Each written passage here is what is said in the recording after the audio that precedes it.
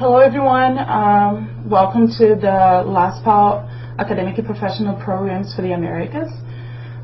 We're going to be talking a little bit about Laspau and what we do and how our organization is really important for the region you're coming from, the Latin America and the Caribbean. So here we have a welcome slide. I'm Glaucia Ribeiro. I'm actually the Communications and Outreach the Communications and Outreach Coordinator for the organization. So most of my work is really promoting scholarship programs that we administer for many countries in the Latin America and the Caribbean. I would say that mainly Science Without Borders, the Ciências Sem Fronteiras program. But there are many programs that we administer, like catalog and so on, that Paola, my colleague, is going to be talking about it. And I'll let actually Paola to introduce herself. Very nice to be here, and my first time participating in College Week. I'm very happy to be with all of you. As Glaucia mentioned, my name is Ana Paola Cueva. I'm from Mexico, and I'm a Program and Development Specialist here at Laspau. And we're going to take this opportunity to explain to you who we are in terms of our organization, what we do, and how can you partner with us to further your studies in the United States. So this is our agenda for the webinar. We're going to be giving a quick overview about Laspau and pretty much what we do and the programs that we offer, the initiatives that we've been working on and collaborating with the region. We also, part of the overview is also, we're going to be talking about the services. So the services that we offer, like scholarship program design and management, teach and learn initiatives, testing and assessment. Towards the end, we're going to be talking about the communication with Laspau and how you can get in touch with us. And lastly, we're going to have a brief Q&A session so you can ask questions to us. And would like to leave the questions to the end, but we are excited to tell you what we do. And so, a little bit about Laspau. So we are a nonprofit organization affiliated with Harvard University. We've been here on Harvard campus since 1964, and our region, we work mainly with Latin America and the Caribbean, so our job is really to promote, I would say, education in general, especially higher education level, to the region. Our staff members offer extensive linguistic, cultural, educational and practical experience in the region. So most of our staff do have knowledge in the region. We are experts actually in the region. We do speak your language, whether it's French, Spanish, Portuguese, and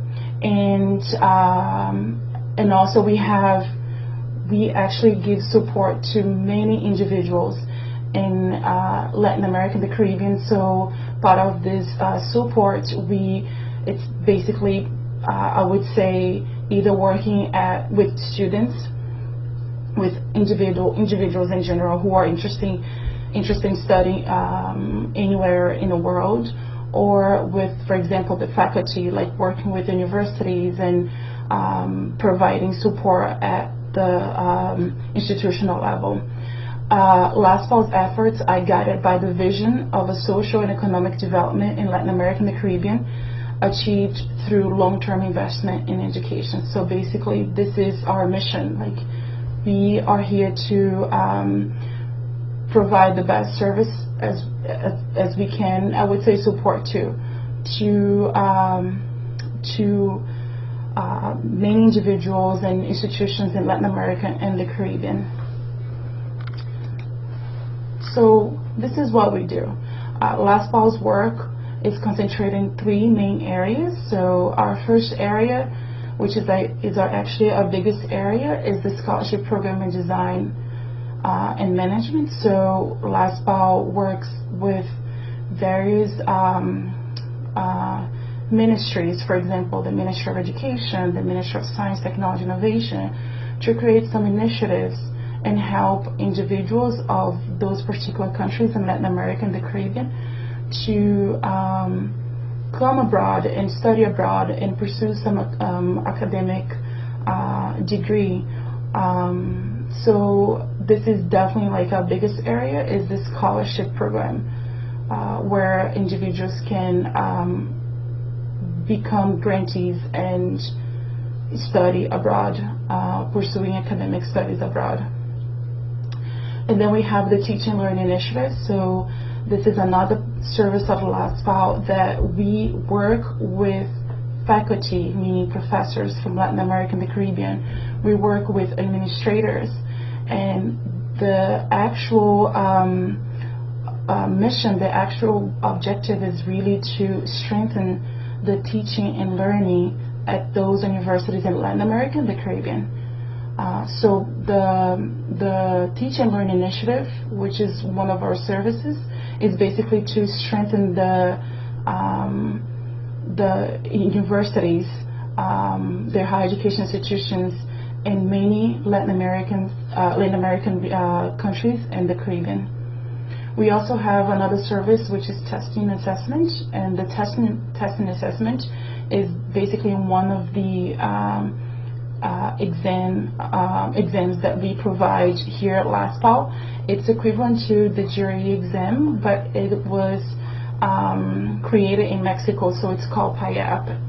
And all of these three services, Paula is going to provide further information on basically what are those, like basically the details of those services and how important they are for the region, and how you can reach out to us and maybe we can work together on either developing or promoting or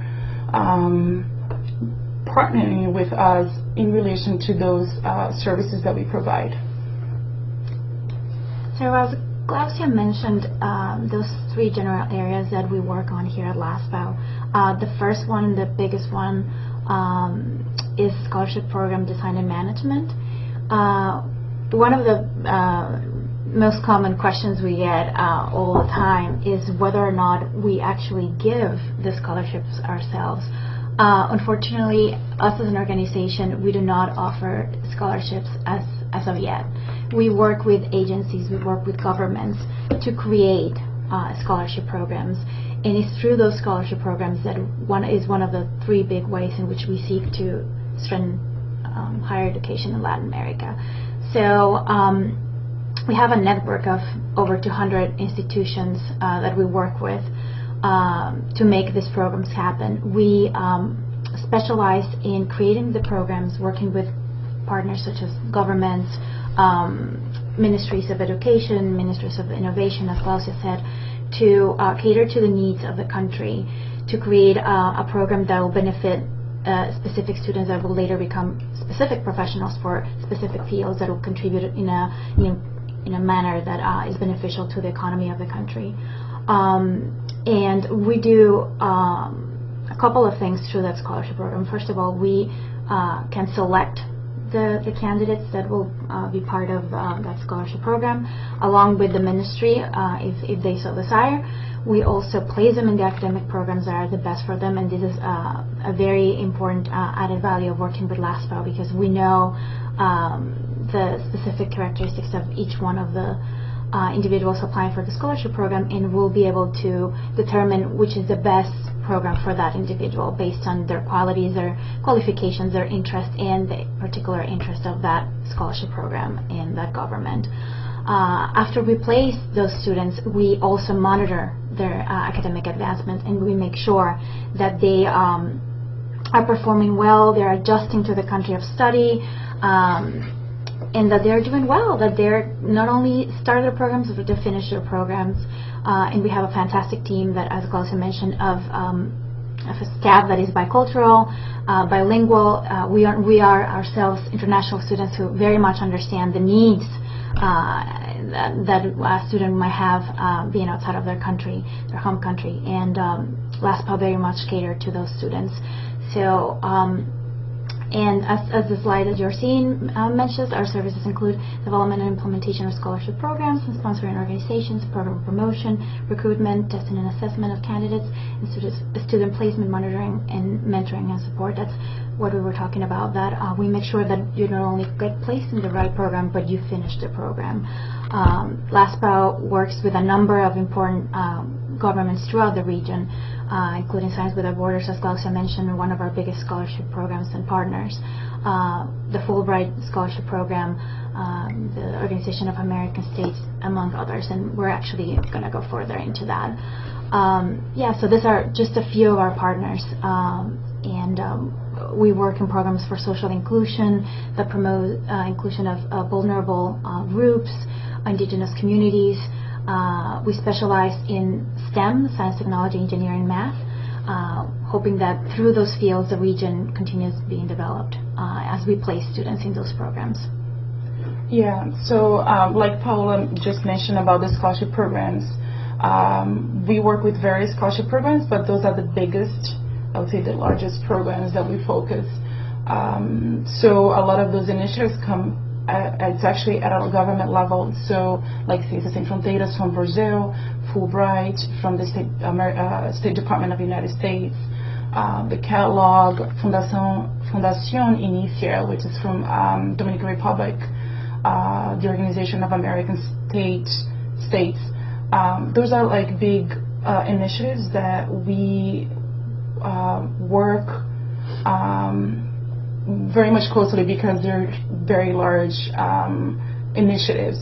And like Paola mentioned, most of those, I mean, definitely those initiatives, except the Fulbright, because the Fulbright scholarship was actually developed here in the United States by the State Department, but the rest of the initiatives, they come from abroad, they come from your country. So yes. Yeah, and if you, at the end of our presentation, we'll have our website, and all the requirements to be able to apply for this scholarship programs are in our website. And the application, this is a very common question as well, the application and the requirements are all listed in our website, and it's a link to their specific websites in which you'll see where the requirements to apply. Yes, sorry. Yes. In addition to this, yes. In terms of applying for those scholarships, each scholarship has a different recruitment process, has a different requirement. They're not the same. So Paola at the end is going to give you further information on how to reach out to us, how to apply to those scholarships, because again, they have a different application process. So the other big part of what we do is Teaching and Learning Initiative, which is called IDEA, is an initiative for the development of academic innovation. And we have had very successful programs throughout the region in which we work with universities to strengthen their capabilities for better teaching, so their students can better learn. Many times we have professors that become professors because they are for instance, they become professors in engineering because they're engineers, but that doesn't mean that they have had a formation in how to be a professor. So we're trying that's another way in which we're strengthening the region, is through instructing and forming those professors so they can better teach. And we are experts in that field in terms of the network that we have created over this past decade, in which we have created a network of specialists in teaching and learning throughout not only the United States but Canada and throughout the world. We create programs that meet the specific needs of universities, and we assess the needs, such needs, and we create customized programs for those universities, so to strengthen their institutional capabilities. And we have had actually a very important program right now in Brazil with 22 universities that came together to strengthen science, technology, engineering, math, and also the humanities. It's a very innovative, it's a consortium of universities. It's something that has never been done before in Latin America, and we're very proud to be partnering with Brazil to see this initiative come through. So we have an extensive global network of knowledge that we basically utilized to create the best curriculum for a program to strengthen the institutional capability of universities, and expertise and best practices in teaching and learning through seminars and on-site training. Usually these programs last over a year, and they have a component of on-site training and also virtual training. It's all customized depending on the needs of the institution. It can also be done in Latin America or here in Cambridge. And this initiative is only growing as we're seeking to continue strengthening higher education in Latin America through teaching and learning initiatives. Yeah, and I'm going to include something as well with this initiative. So like Paola mentioned, the teaching learning initiatives is, again, at a faculty level, institutional level. And most of the universities in Latin America, and even the government too, they also have initiatives to really focus on at the faculty level, at the administrative level. Most of these programs, like Paola mentioned, it's usually it starts with 1 year, like minimum 1 year. But usually to see results, like usually the initiatives it usually goes up to 3 years. So most universities, they work with us in this program pilot for about 3 years. So that's when we see changes. We actually work with the monitoring and evaluation of those programs to see results, to see changes in the campus, like within the universities in Latin America. So this is something that it's, I would say, our second strongest service that we provide at institution level when we work with many universities in the Latin America and the Caribbean regions. We're in Chile. We are in Mexico as well. Yeah. We have programs in Mexico. Yeah, our Chile, biggest. I think Chile. Chile, Chile, Brazil, Mexico are the biggest. This is those three are like our biggest regions in terms of programs. In terms of teaching learning initiatives. And another big question that I think people will probably have is how to partner with us to do one program like this. But and it's unfortunately we don't work directly with individuals. We have to have a group through a university in order to create a program like this. But it's a very common question. At a large scale. Yes, exactly. So testing and assessment, that's another service that is growing tremendously as the need for quality assessment in education grows in the region. As Claudia mentioned, the PIBE, which is an exam for admission to graduate studies, was created in el Tecnológico de Monterrey in Mexico, and we are the providers of the service outside of Mexico. We have also grown significantly in the past year to the point in which we actually we have a university here in the United States that is using this service. So it's growing tremendously, and as Claudia mentioned, it's similar to the GRE, and it was developed in Mexico, but now we are the distributors outside of Mexico all throughout Latin America. So that's another very important service that we're providing. And it shows it's an effective way, an effective exam for grading and reporting of results. And as I mentioned, we're the sole distributors throughout Latin America. And we also provide ongoing support and training in test administration. And we have the assessment here in house with our staff. And we foresee this being a big part of Laspau, that it will continue growing the next couple of years.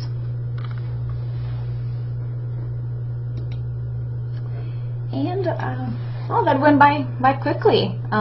We're sure you have a number of questions, which is great. We're already seeing them at the bottom of our screen here. But as we previously mentioned, we know that the main questions are going to be about our programs and how to partner up with us in specific ways.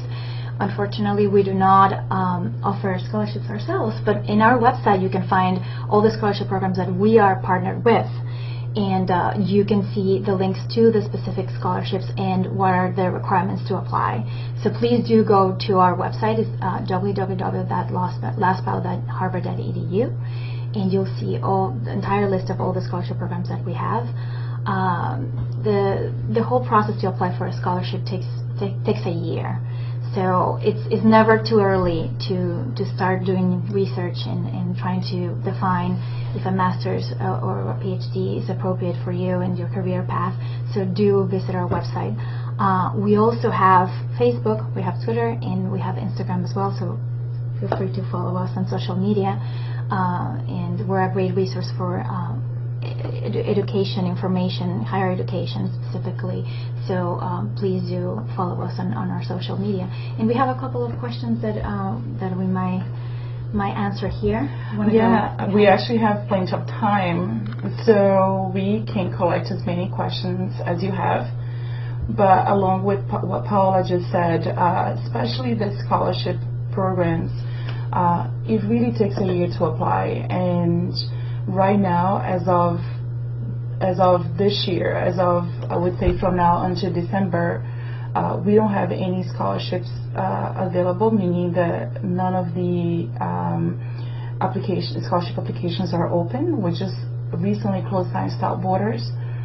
But just to keep in mind that the scholarship application process starts in February, and it starts with Fulbright.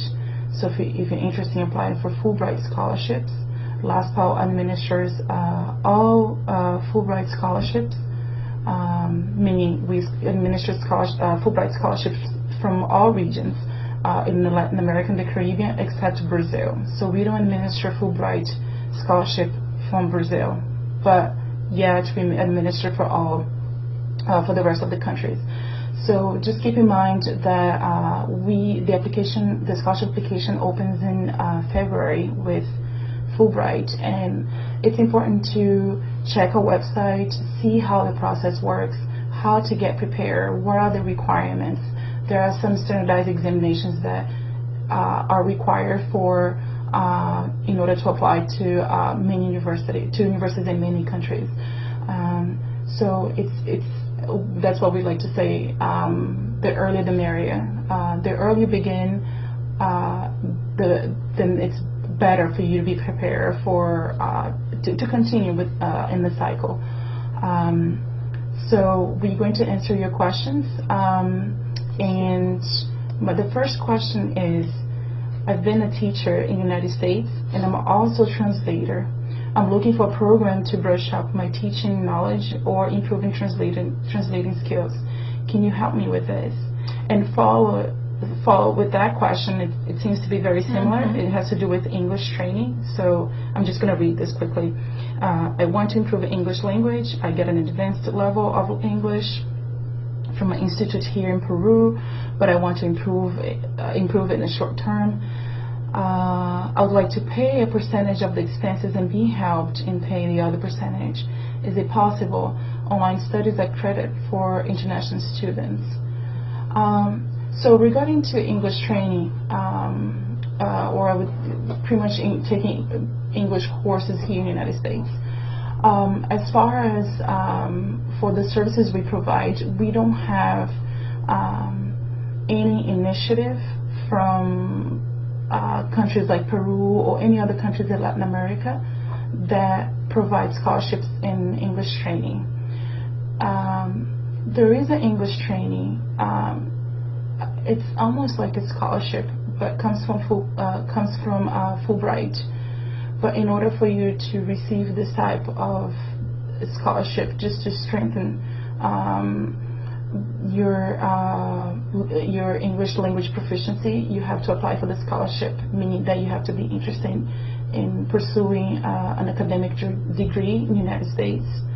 And if you're, let's say, if your English language proficiency is low, then the Fulbright scholarship can cover your English training for 6 months before you begin your, I would say, graduate. It's actually at a graduate level, so graduate studies in the university here in the United States. So unfortunately, we don't have any scholarships that offer English training or English language course as part of our services here at Laspau.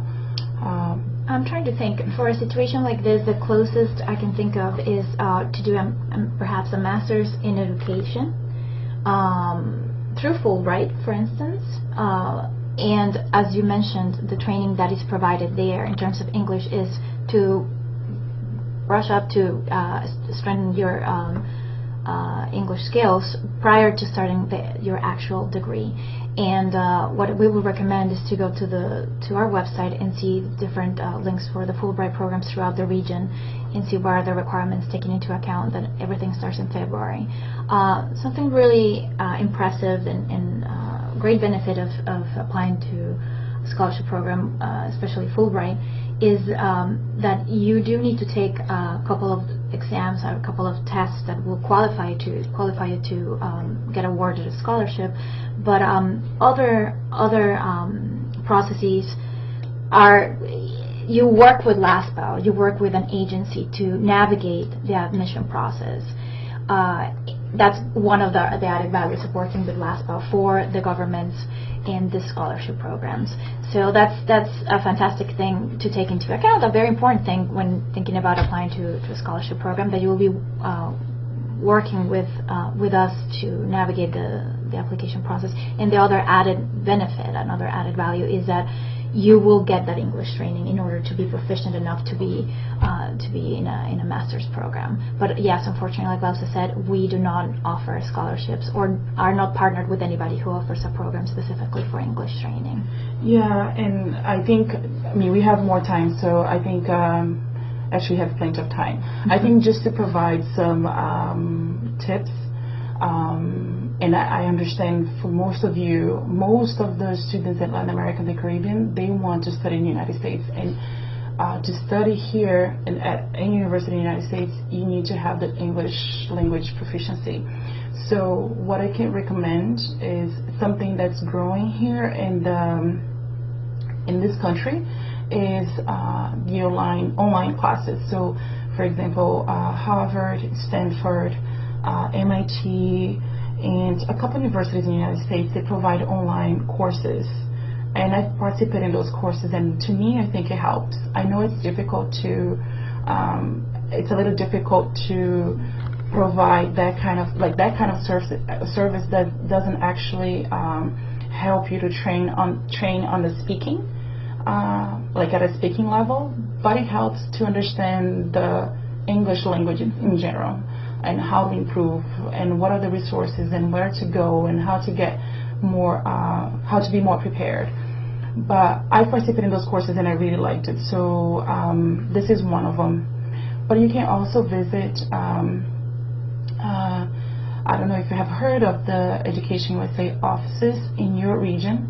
Education USA office is actually an office created by the State Department, the United States State Department, and they have offices from like all over the world, and they might have in your town.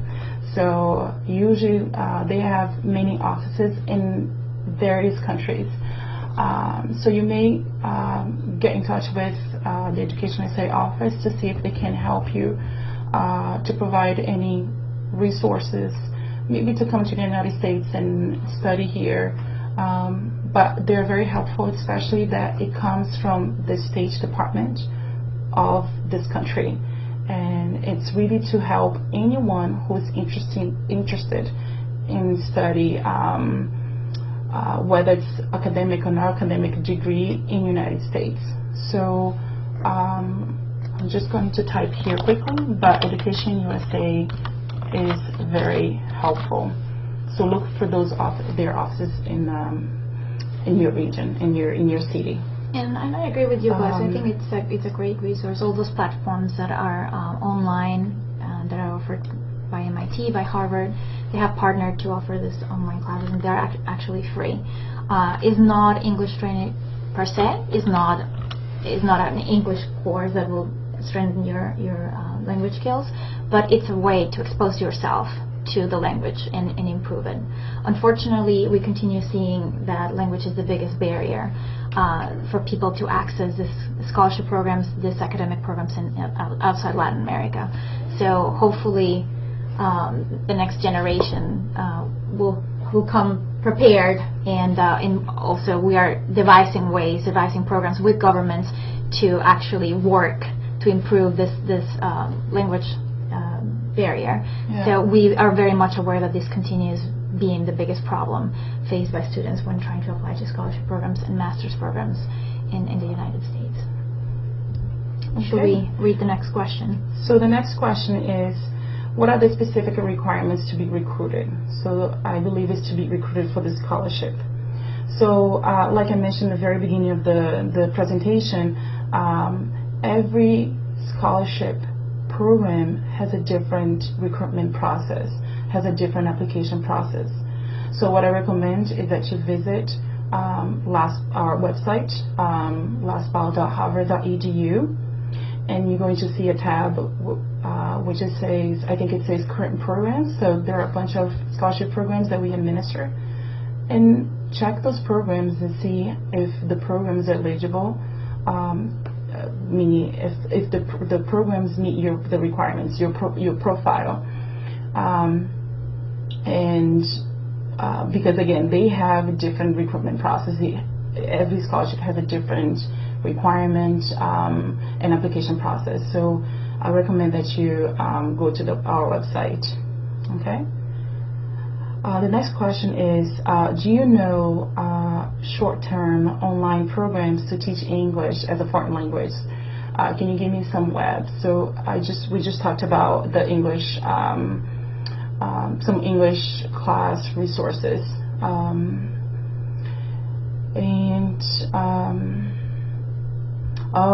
the question here is, all of your services are free of charge? It depends. So if we're talking about at a scholarship level, it depends from scholarship to scholarship. So for example, there are a few scholarship programs that you have to pay for example, the TOEFL exam, or you have to pay for the GRE exam. You have to pay for those standardized exams in order to apply for the scholarship. So that has to come out of your pocket. But once you are selected to the scholarship and to work with Laspau, then most of the services that we provide are free. So it really depends from scholarship to scholarship. Like I said, we work with different countries in Latin America, and under those countries there are different ministries, and those ministries have different initiatives, and they have there is that's what I would say all the time. That's what it's unique about working with those governments, because every country has a different need, every country has a different interest, and so it really depends from scholarship to scholarship. The government the sponsoring government of the scholarship is the entity that usually pays our fees. So once we work with grantees, our services are indeed mostly for free, except for those fees that sometimes the student has to cover.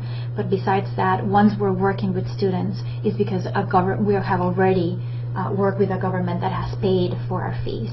So we are a non-profit organization, but that's the way we continue functioning in terms of money. So students do not pay us for our services. It is our client, meaning a government, a ministry, that has partnered with us to provide our services. We just provide our knowledge, our expert in the region, and basically in the higher education system of the U.S. mainly, but other countries too. So it's almost like Laspau provides the service of how can you get there, but basically the fees and everything else that you have to pay goes directly to either the ETS, which is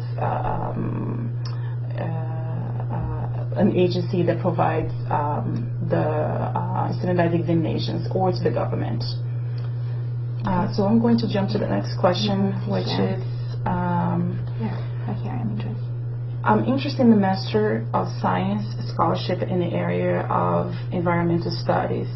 Are there any options available through Laspau? So that is a good question. Why? Because like like we mentioned, like we explained, a lot of the scholarships comes from different governments, different countries. So you have to actually check our website and see if the scholarships, for example, let me just give an example. Science Without Borders is a scholarship from the Brazilian government, and it only funds to Brazilian citizens. So yes, there is a scholarship for, let's say, Masters of Science in Environmental Studies, let's say through Science Without Borders, but it's only offered to Brazilian citizens. So again, if you're coming from Mexico, if you're coming from a different country, then you have to go to our website and check the scholarships that are available, and if those scholarships meet, actually if you meet the requirements of the scholarship. So this is just an example. It really depends where you come from, like what country you're a citizen of, and if you meet the requirements of the scholarship. Exactly. If your profile matches what the scholarship is offering. Just to give a very general answer as well, I think one of the scholarship programs that covers most of Latin America really is a scholarship of the Organization of American States. So I'm assuming that most of our guests today are from Latin America. So if that's one of the scholarships that I'll recommend checking whether or not you have the right profile for it. Then after that, you can check the Fulbright programs that are in most countries in Latin America as well. Again, the resources are on our website. Here's another question.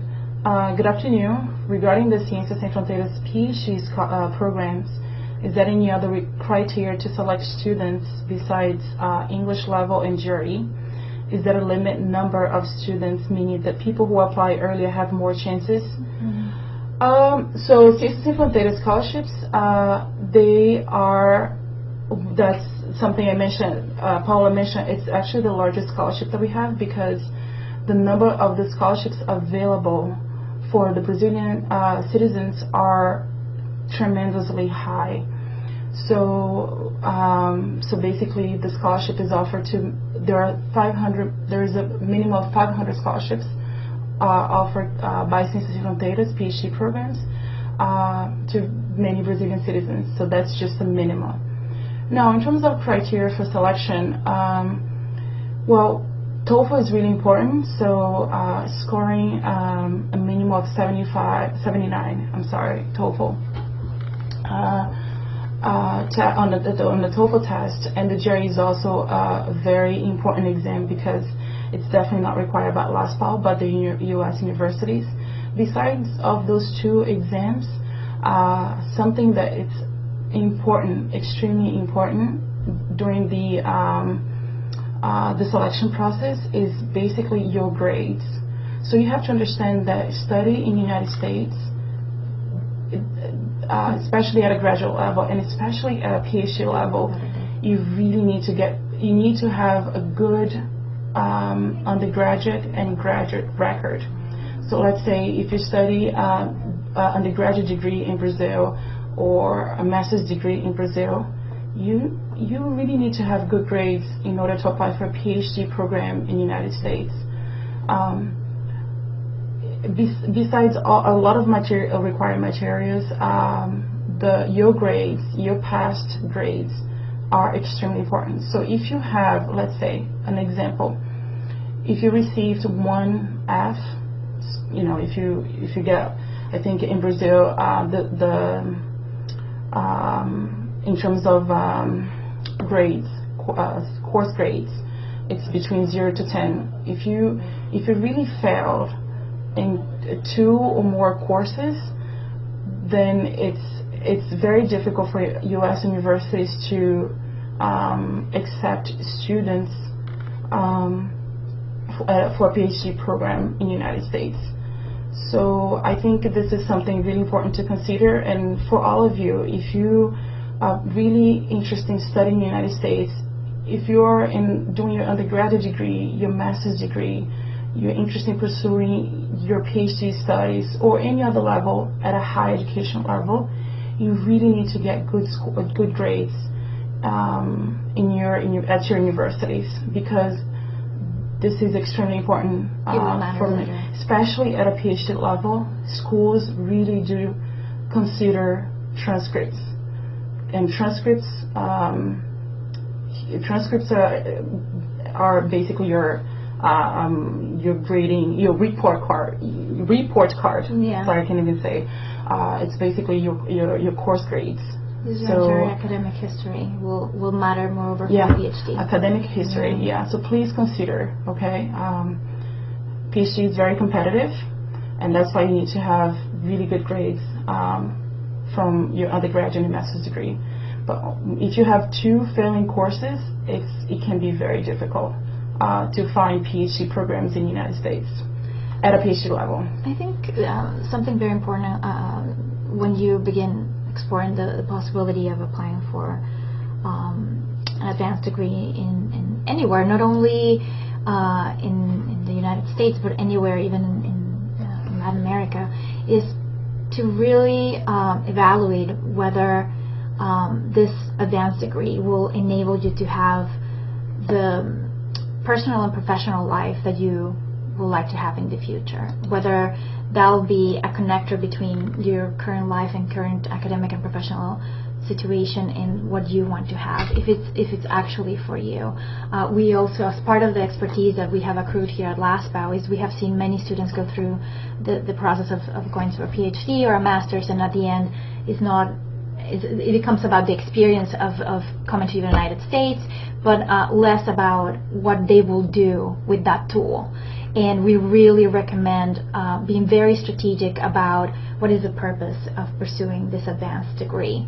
It is a very interesting journey, and we are, as part of, as we mentioned earlier, as part of our services, we go with the student through this process, and it's very interesting to witness it. So we really recommend, first of all, defining whether or not this will be a strategic move professionally and personally. Once, if you have decided that indeed it will help you in a professional way to grow, and in your personal life, it will allow you to be where you would like to be, and it's absolutely necessary. And obviously, everybody wants to also have the experience of studying in the United States, studying a master's program, and all that entails. But once that you have decided that that's the way to do it, then we have all these resources that we have shared with you. And then you can go and explore what scholarship options are for you. And then another very important thing to consider that we also see here at Laspau is that in Latin America, and I've said this many times in different forums, is that in Latin America we love brands, and we think that only the Ivy Leagues are the only schools that are the best, and it's truly not. And the university that is best for you is the university that wants to, first of all, admits you into the university. That means that they have the resources for you to excel in a program that is the right fit for you. Yeah. There are many programs all throughout the United States, and Laspau specializes in finding the right program that is the right fit for the students that we work with. And that's why also the governments that provide the scholarship programs want to work with Laspau, because we have the expertise to define and which programs and which universities are the best for these students. So even if you don't end up having a scholarship from one of our partners, we would like to take this opportunity to share this with you, that do your research, think about whether or not this is the right course of action for you in a professional level and academic level, and if so, then look for a scholarship. And if you don't find one, that's another thing to consider as well. And if you do pursue your dream of having a program, starting a program in the United States or somewhere else, well, make sure that it's not only about the name, the brand, but that is the right fit in terms of the program you want to. And what you want to become. Exactly. If it's really going to enable you to professionally be and accomplish what you would like to be and accomplish. So the next question is, hi, I'm just joining in the webinar now. Can you point out the scholarships available for the first generation students? Well, those are the scholarships that we administer, so this is the slide.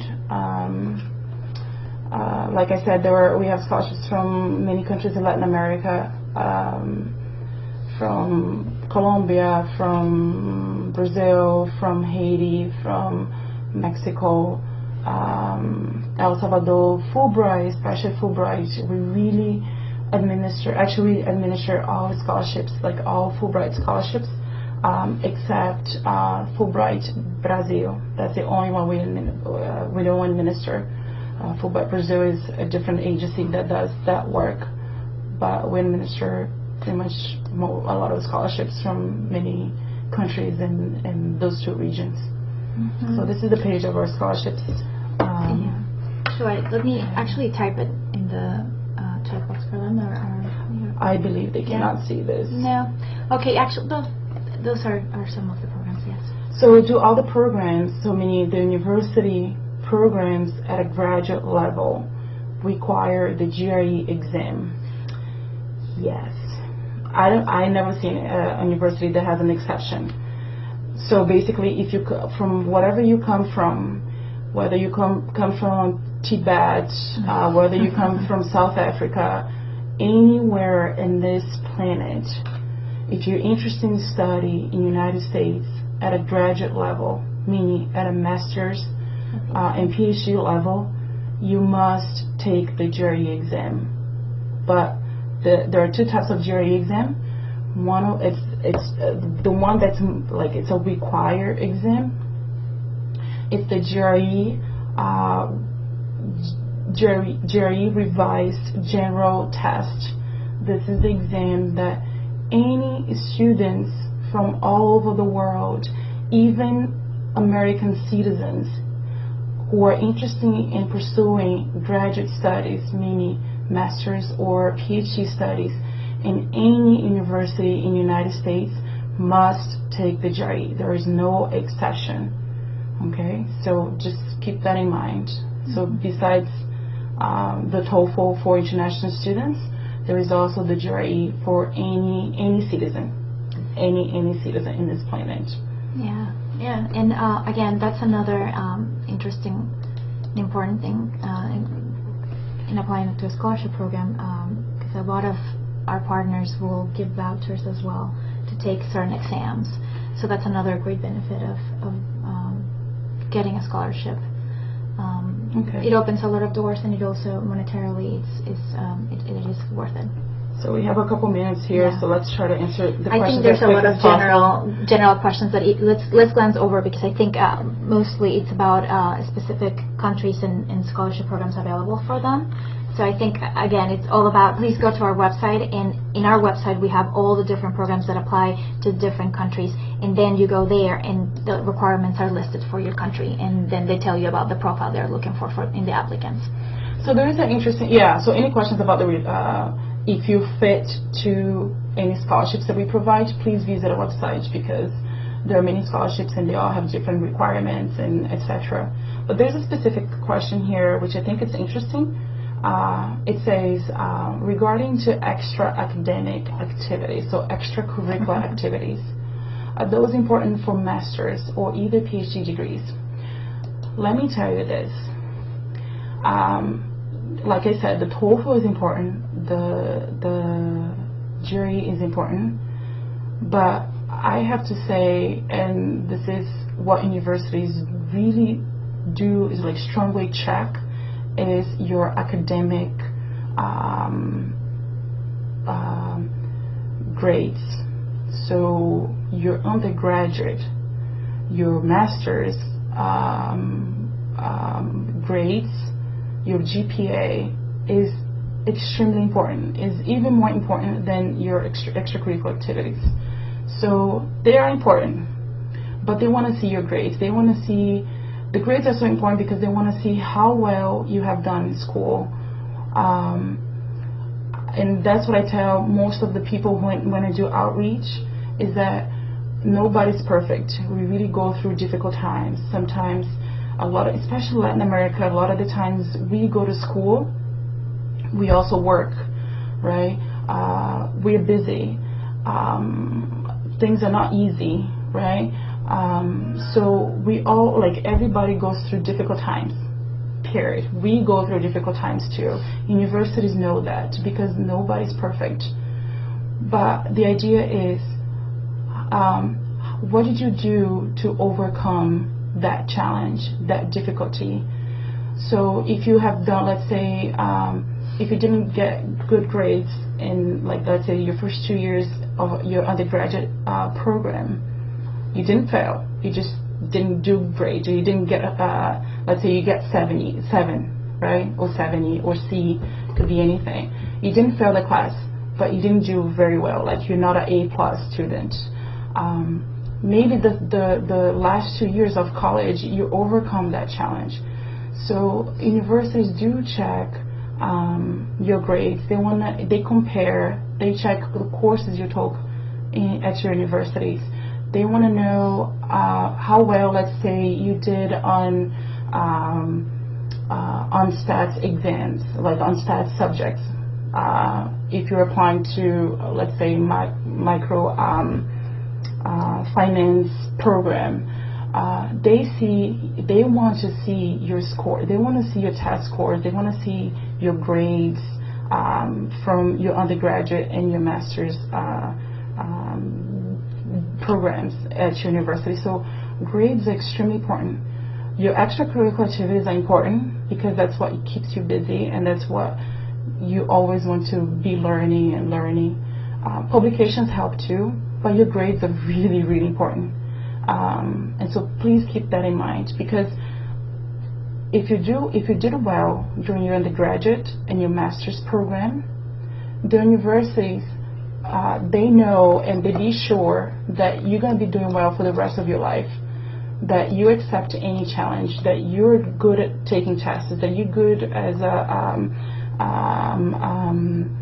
work and research, that you're good in every circumstance in the university, in the school here in the United States. So you can do any challenge in the academia world. So please keep that in mind. Your grades are important.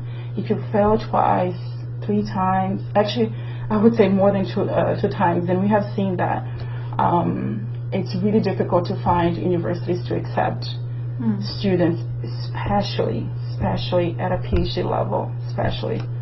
Okay. Another thing I think it's important to take into account is that besides your grades, I think you have to come with a plan, with a project. Scholarship programs at universities see you as an investment, right? Yes. So you have to present yourself as a project worth investing on. So that goes back to, what is the purpose of you applying to this scholarship program? Why should I give it to you? Why should I invest this money? Why should I give you this spot? What makes you special? What is the project you're working on that you want to make a specific contribution on? Moreover, in PhD programs, in science, technology, engineering, math, for instance, for Science Without Borders, you have to know what is the contribution you want to make for your country, for your specific area of study. So when writing the essay for your application, you have to be ready. At that point, it's also a mistake that we see all the time. Then is when people think about the purpose of it all. You actually have to, that's just the point of putting it on paper. But before you go through the entire process, you have to know what is the goal that is bringing you to apply to this scholarship program. What is the objective of applying to this specific PhD? So it is great, and having a project, specific project, and a purpose for applying, a specific contribution you want to make are the most important things to apply and successfully apply to a PhD or a master's in the United States. Yes, it does matter if you come from a university that is a more quality or not. That universities know that they are very cognizant of rankings in Latin America and all over the world. And if you have a 7 in a university that is not as demanding, and then somebody has a 6 in a university that is very prestigious, of course they'll take that into account. But ultimately, grades do matter. And what matters is how is it that you overcame, as you mentioned, as Glaucia mentioned, is how do you overcome that difficulty? And a way to show it is to have a project, a very specific project that you're presenting as an investment. Yeah, so, and I think we have a few minutes, but I think I just want to mention this. When Laspau works with scholarships, we work with human development. For us, it's important to really work, like the selection is really important to us, because we really have to make sure that we're selecting the right candidate that is strong in many ways, but again, especially coming to the United States, we have to make sure that we're choosing the right people. So we know that when the student comes to the United States, he's going to do well in the university, and we have to be sure about this. So it's an investment from the university, because when the universities admit a student, it's a commitment. For the universities, they know that the students will do well throughout the rest of the academic life. And second, you're applying for a scholarship, and you don't want to fail. So the scholarship, from the moment you receive the scholarship to pursue an academic academic degree in the United States, you have to complete. It's a commitment. It's almost like a contract. For many of the scholarships, it's actually for all scholarships, correct, yes. It's a legal contract. So you have to be commitment from the very beginning to the end. So we have to be sure that, based on your grades, same with the universities, based on the GRE scores, based on the statement of purpose, based on the CV, your qualifications, how you overcome your challenges or your difficulties, how successful you are. Do we see this candidate as a successful, let's say, whether a professor, whatever you're going to do in the future, you could be a professional, you could be a professor, whatever you're going to do. Do you see success? Is this candidate going to bring a return to Laspau, to the government, to your country, especially to your country? That's why we exist. What we're looking because for we is want to see, because we want to see the return in your country. Correct. This is how the human development begins and ends. Begins with you coming to Laspau, you coming to the United States or to any other country, but it ends in your country because you have to go back to your country to contribute. Yeah, no, and when Glaucia speaks of the return, we're not talking about monetarily. Again, we're a nonprofit and we work with governments, and what we want to see is a returning in the development of human capital in the region. And that's why it's so important for us to select the right people who will commit to start and finish these programs, and also that will commit to go back to their countries and to make a specific contribution in academia and in their fields of study and their communities. So we're looking for leaders. We're looking for people who are committed in academia and in their specific fields, and not only study but professional as well, and depending on their fields. But mainly those are the qualities that we're looking for: leadership and commitment. So we are going to finish this webinar. I know there are a lot of questions, a lot of the questions we couldn't answer, but there are many questions there that you may find this information on the website. I also recommend that you visit the website. If you're a student, actually I would say if you go to the laspauharvard.edu/partner, you can go to specific pages of our services, whether it's scholarship, whether it's teaching and learning initiatives through EDIA, like what Paula just explained, or through PIAP is another one. But visit our website, stay informed. We have various channels that you can follow us, whether it's Facebook, Twitter, LinkedIn. We also have an Instagram page. But again, email us, contact us. We're here to help you. We want to make sure that we are able to make your dreams come true. And thank you so much. Thank you for this opportunity.